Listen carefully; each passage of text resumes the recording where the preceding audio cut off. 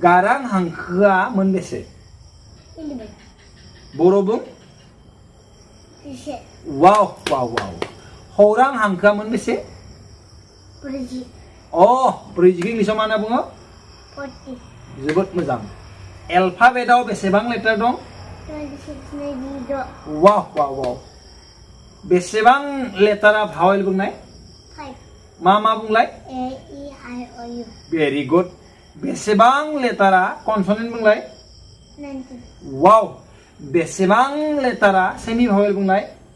2 मा लेटारमोन? W and Y very good. नरिता आर्टिकला मोनबेसे? 3 मा बुंलाय?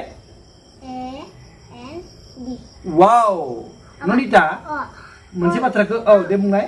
कनसोनेन्ट थाबा ए जायो भावेल थाबा एन जायो नरिता जोबोद मोजां जादों। खोनासं